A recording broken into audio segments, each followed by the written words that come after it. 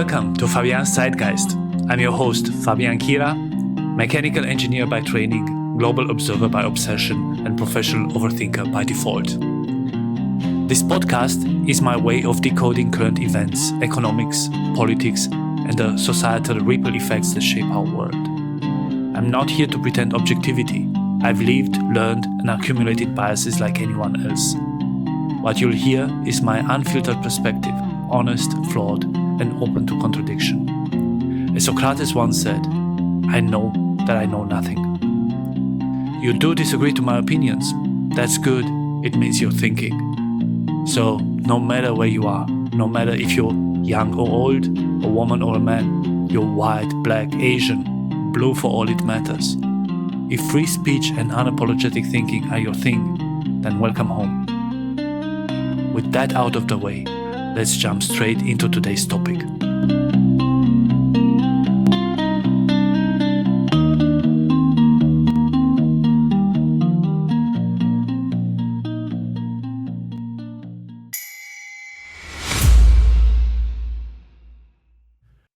After recording several episodes that covered some of the more serious challenges of today's life, I felt like tackling a less emotionally charged subject. Today, I decided to talk about something we all indulge in, and no, it's not about ice cream or pizza. We often do it without even thinking about it. Have you guessed by now? It's entertainment. Why do we crave it? Why are we hooked on distractions, stories, sport performances, and, more recently, on social media? Is this a modern sickness? Or is it something deeply human? In this episode, we'll travel from ancient cave art to medieval jesters, from Shakespeare to TikTok, from gladiators to YouTube, and we'll explore how entertainment at every point has mirrored something essential about us. So, make yourself a coffee or take me on your walk, and as Robbie sings, let me entertain you. Right, let's start at the beginning. Not the beginning of Netflix, or even the beginning of books, but the beginning of us. Around 40,000 years ago, in a limestone cave on Sulawesi Island, in Indonesia, someone dipped their hand in red pigment and pressed it onto the wall. They left behind a handprint, and beside it, they painted animals, pigs, some sort of cows, bisons, I don't know, mythic hybrids. This wasn't instruction, it was expression. A desire to mark something, to tell a story, to share a vision. It was entertainment. These cave paintings are some of the earliest signs of human imagination. Even when our ancestors were struggling to live, they still made space for this. Now jump forward. Ancient Greece. Theatre was in Athens more than a hobby, it was a civic duty. Entire festivals were organized around dramatic competitions. Plays like Sophocles' Antigone or Euripides' Medea explored deep, painful moral questions. Fate, justice, madness, power. And the people flocked to see them. Why? Well, because it was a ritual of emotional and intellectual release, what Aristotle called catharsis. Greek drama wasn't comforting, it was confronting. Entertainment was, and still is, a tool to digest what we can't deal with directly. The Romans shifted the tone. They introduced chariot races and people dying in the arena. In the Colosseum, 50,000 people cheered as men were killed by lions. Gladiators died in choreographed violence. Blood became spectacle. The emperors knew. If you want peace, give people bread and circus. Keep them fed. Keep them distracted. And again, this wasn't just cheap amusement. It tapped into something psychological. We are morbidly fascinated by the things we would never want to experience ourselves: death, fear, humiliation. Horror in a safe container feels powerful. It's entertaining. And this doesn't end with Rome. In the Middle Ages, villages had clowns, jesters, and fools. They were more than comic relief. They had license to speak uncomfortable truths. In the court of the kings, the fool could mock the king when no one else dared to. But violence was also present. Public hangings became entertainment. Executions drew crowds. People brought food to these shows. The human psyche is thrown to the edge, because the edge reminds us we are alive. Life was hard, plague, famine, war, but people still gathered for a joke, a story, a mask, a burning, a beheading, or hanging. That tells us something. The Renaissance brought us a man who captured everything: William Shakespeare. His works are a masterclass in human contradiction: comedy, tragedy, politics, lust, betrayal, ghosts, kings, cross-dressings, all in one story. What people sometimes forget is that Shakespeare wrote for everyone. Well, not for everyone today, because if you are trying to read Shakespeare plays, you will go nuts in the first 5 minutes. The language is simply not understandable for us today. But at that time, the Globe Theatre was a noisy, rowdy, full of drunk apprentices and sharp-tongued aristocrats crowd. The people weren't silently watching like they are doing today. They were shouting, laughing, and booing. Imagine doing this in a theater today. Entertainment wasn't passive, it was social, it was unifying. And again, what were the favorite themes? Murder, madness, power, forbidden love. The dark stuff. The stuff we repress in polite society, but we are drawn to it. Not because we are broken, but because these stories help us contain what we fear. They're a playground for more complexity. We don't want to murder or be murdered, but we do want to explore what it feels like to dance near that line. Then came the 20th century and the birth of modern mass entertainment. The first was the cinema. Silent films like Nosferatu or Metropolis captured the anxieties of a rapidly industrializing world. Charlie Chaplin made us laugh at the absurdity of factories, poverty, and modernity itself. Then radio came into the homes. Suddenly, families weren't going out to be entertained. They were gathering around a voice in the corner of the room.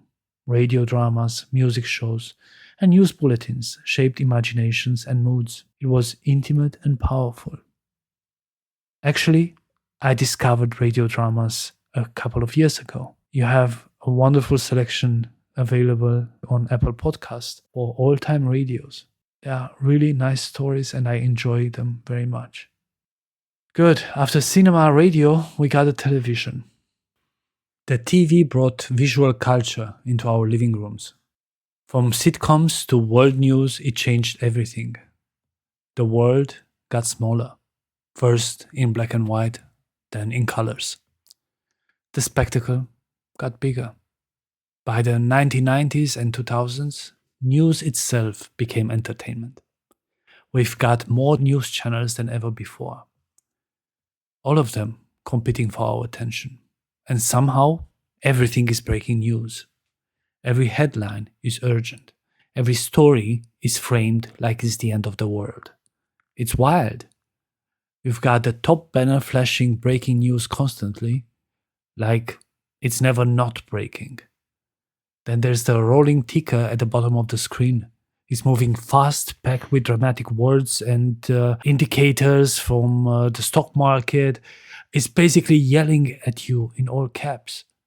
Meanwhile, The news readers, they speak in these grave, serious tones, like they're announcing some kind of national emergency every 5 minutes. It's overwhelming.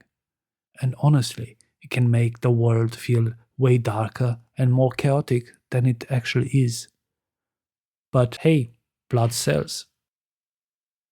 Then came the internet, and later, social media. Suddenly, we weren't just consuming entertainment, we were making it. We became performers, editors, meme makers, vloggers, commentators, and yeah, podcasters like me. Entertainment became interactive and also endless. The infinite scroll, the bottomless feed, short videos, perfect filters, dramatic reactions, 3-second dopamine hits. Each like, comment, and scroll, it's a dopamine delivery system. Our brain releases the same chemical we get from food, sex, and gambling. This isn't a metaphor, it's neuroscience. This was actually the reason why my wife and I decided on 2013 to get off the social media. We found it too addictive. But hey, 12 years later, here I am. We are not addicted because we are weak. We are addicted because these platforms tap into deeply human desires. The desire to belong, to be seen, to escape, to avoid discomfort and to experience novelty.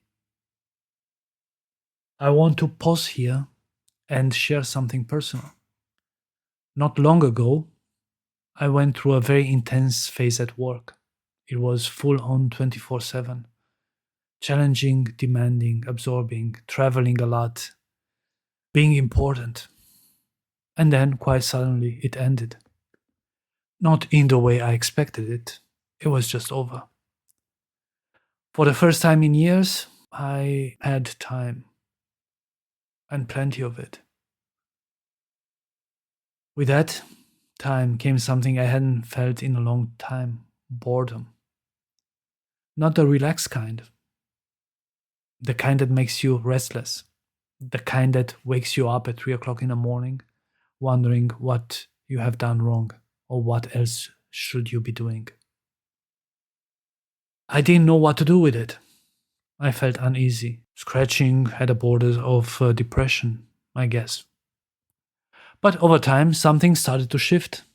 Out of that discomfort came an idea, a structure, a microphone, a voice, a name, a hobby.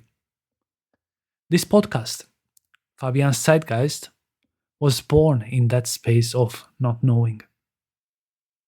That's the strange alchemy of boredom. It feels like nothing.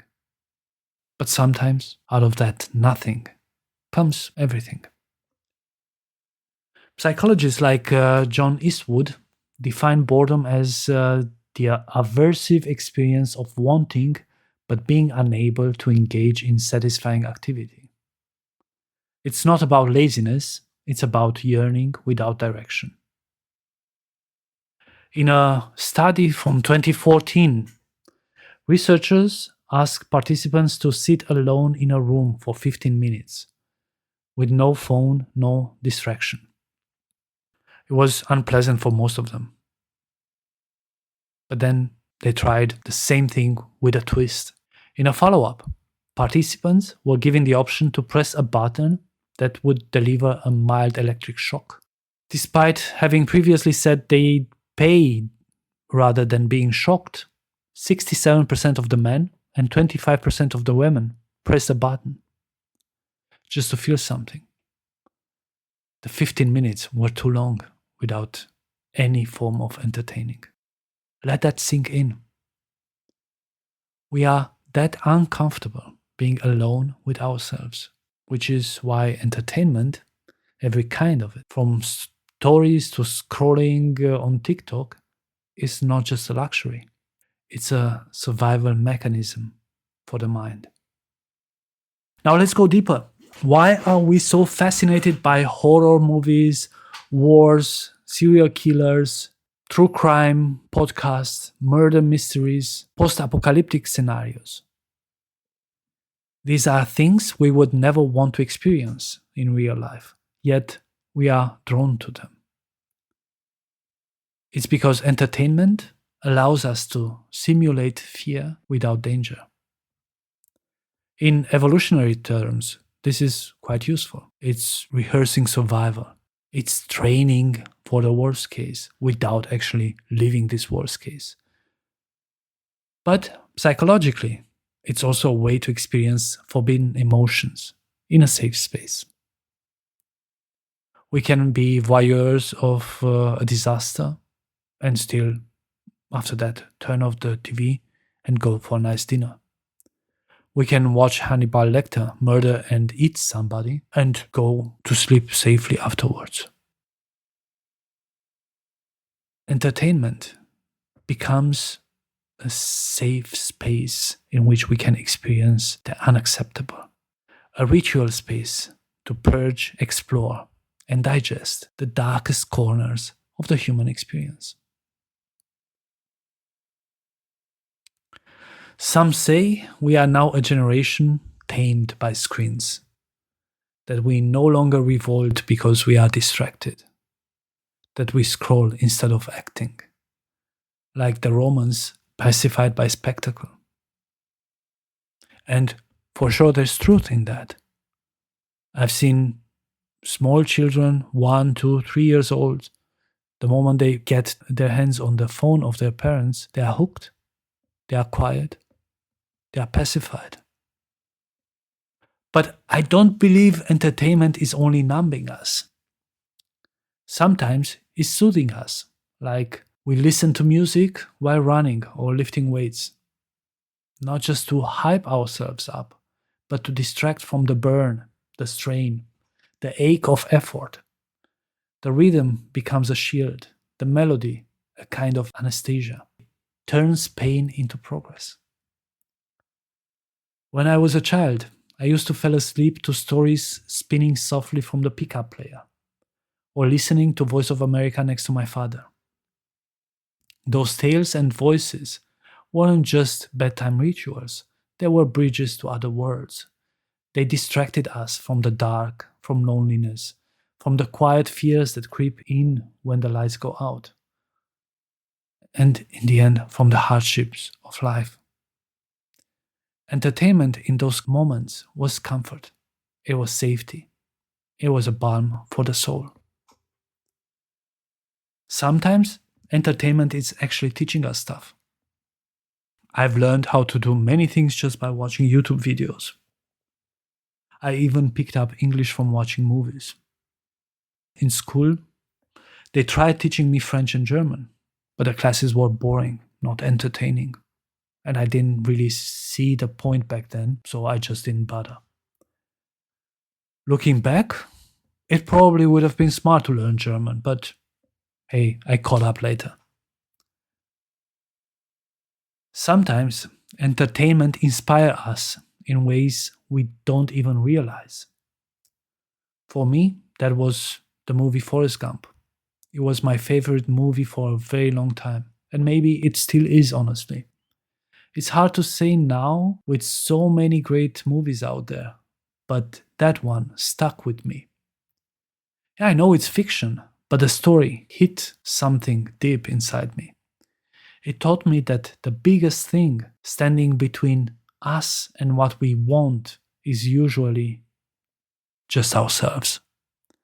Our doubts, our excuses, our mental blocks. Forrest just kept going. Run, Forrest, right? Simple as that. He was too simple minded to bother with the reasons why he couldn't do certain things. He didn't overthink it, he simply did it. And that kind of mindset, it really stayed with me.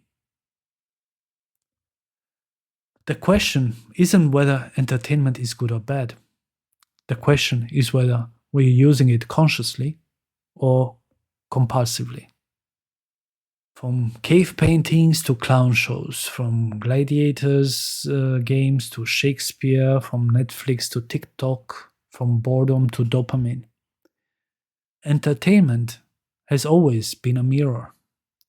It shows us who we are, who we've been, and sometimes who we could become. It's a shield. It allows us to explore the scariest situations we can imagine without having to actually live with their consequences. It's a door to new worlds, opportunities, and hope. It helps us cope, it helps us feel, it helps us make a sense of what life is and what it isn't. So, the next time you find yourself lost in a scroll on TikTok, or captivated by a horror film, or quietly moved by a song, don't judge it too quickly. Ask yourself, what need is this fulfilling for me? And what am I learning about myself? And every now and then, stop and let yourself be bored. It might just be the beginning of the next great chapter of your life.